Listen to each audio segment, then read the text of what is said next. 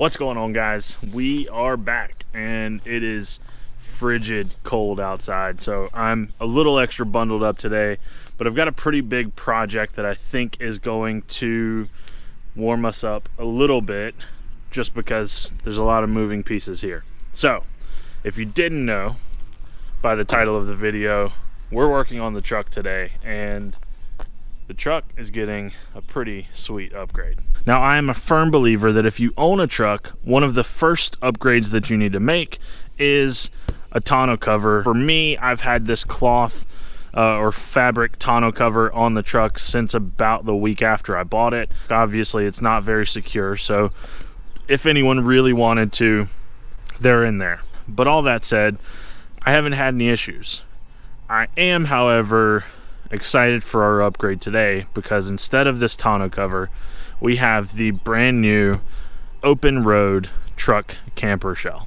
And the camper shell got delivered earlier this week, and all the pieces to it are now scattered throughout the truck. So first things first, this old tonneau cover has got to come off.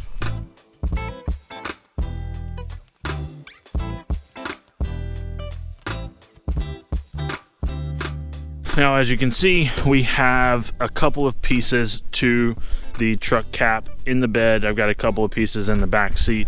I'm gonna go ahead and pull everything out, lay it down, get it unwrapped, and then we'll start putting it together. All right, so I got everything mostly unpackaged. We do have a couple of rails here. They're gonna go on the top of the roof. We have the front window glass, the rear window glass, the two sides, driver and passenger, and then the roof itself. We also got a bunch of mounting brackets and these little guys, which I think are also mounting brackets, bolts, keys, a ton of keys, so many keys, holy cow. Some seam sealer, some rubber seal, some tape, a bunch of stuff here, and the instructions. Now, the instructions do say that we're gonna fully assemble this on the ground and then move it to the truck, but I am doing this by myself, and I don't think I can move this without damaging something. So we're gonna try it a little differently. So my game plan for the time being is going to be to actually try and install this piece by piece on the truck and then kind of put the roof on last. Now, is that going to work? I have no idea, but that seems easier than building it and trying to fight it onto the truck by myself afterwards. So I went ahead and added the rubber gasket along the bottom side of the front window, and we're gonna go ahead and put that piece on.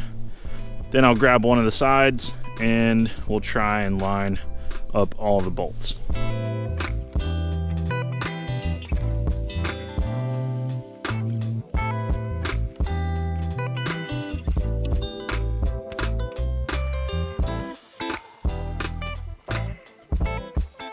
All right, the first two sides are in place, and by in place I mean I have two bolts holding on that. There's obviously no roof. We got a lot of bolts to tighten down. So here's where we are. I have loosely bolted up all of these interior bolts on this side. I think this idea is gonna work. So we'll know when we go to put the roof on here. But I'm gonna go ahead and grab the other side and start bolting that one on.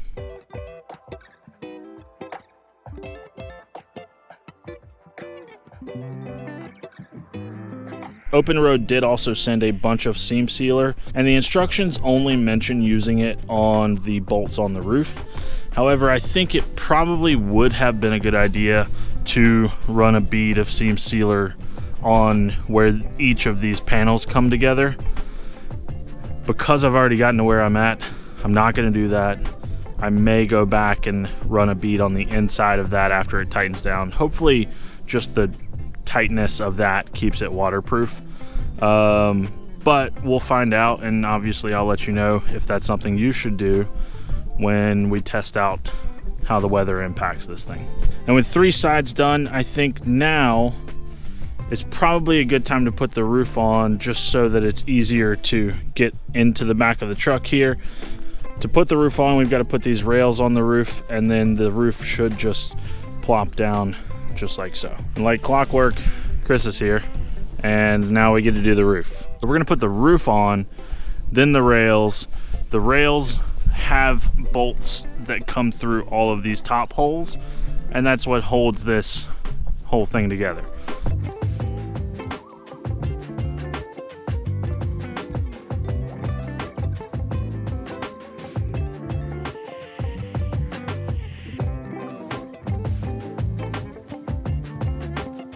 So we did notice when we put the roof on that it's a little bit out of shape there at the front, probably just some damage from shipping. No big deal though, we should be able to bolt that on. I am going to hand Chris this piece that goes up underneath, and I'll show you on the other side how that works. It just kind of sandwiches the roof on there with the rail. Now, it is a little easier if we pop open the sides here, then we can actually access all of the bolts, and there we go. So now we'll be able to reach up in here and see these bolts. Now, something else of note is it came with 8 of these brackets that are here, and I'm assuming that this is meant to line up with these 2 holes here in the bed, and then also line up with this bracket. Now, we still probably need to push this forward a little bit, but what's interesting is none of these holes actually have any nuts in them, so maybe a situation where I need to buy some nut certs and actually install it into these holes so that these brackets can be used. Obviously, if we ever do put any weight on top of this thing, we're going to want it as structurally sound as possible, so probably should do the nut certs and use these brackets, but we'll see. All right, the roof is on. Now we're down to the last panel. That's this one with a big piece of glass. This also has the brake light in it, so we'll make sure to add that to the video, wiring up the brake light. But we're almost all bolted together, almost ready to have this thing tightened up.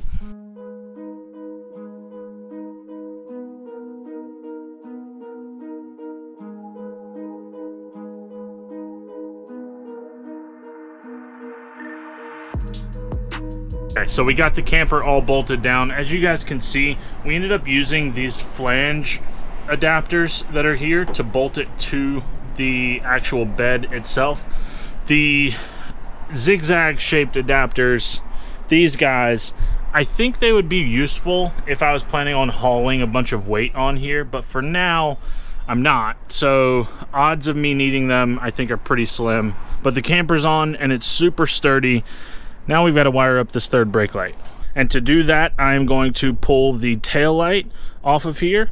We'll actually run these wires down and into the back of the tail light. I'll show you what we need to tie into with our 2 clips. Now, pulling off the tail light is as easy as undoing 2 T25 Torx bolts, and then I believe we're going to try and swing it out this way.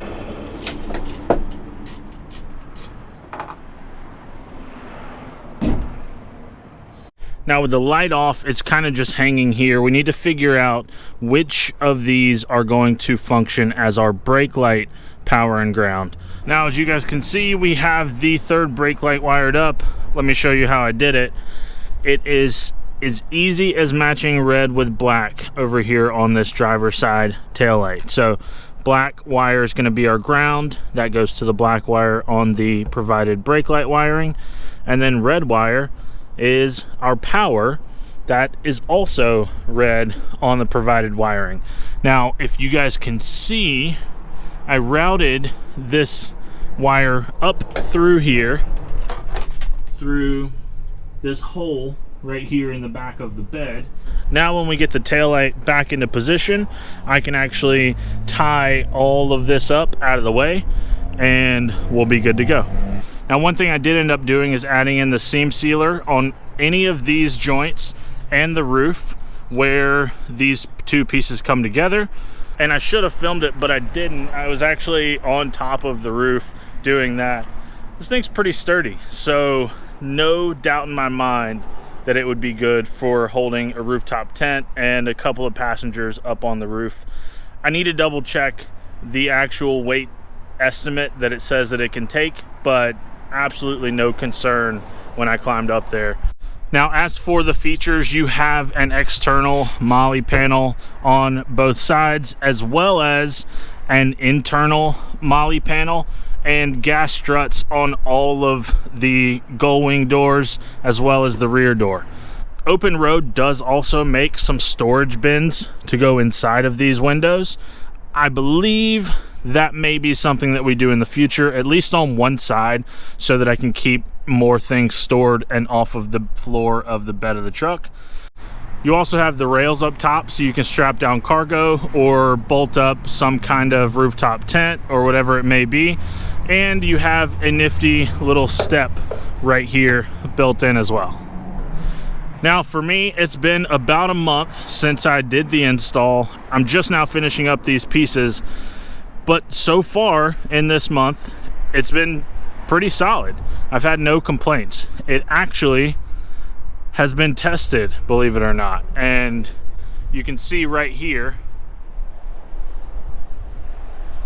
I backed up into some scaffolding, totally dumb moment, but all it did was scrape up a little bit here on the cap itself. And I've seen another truck hit that exact same scaffolding with their C-pillar and it wrecked the truck. So it's holding up.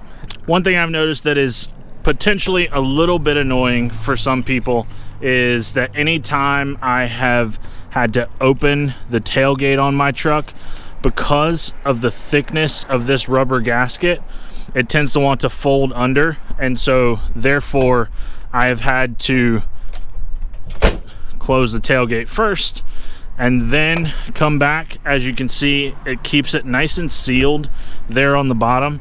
But if you're closing this and locking this like I am every single time, sometimes that gets a little annoying. That's just one of the things that I believe I'm gonna have to live with. Other than that, I don't really have any complaints. I do want to add a light on the interior side of this. I believe on the website it had mentioned that maybe some of the newer versions do have an interior light. I don't know why, for some reason, this one just didn't have it.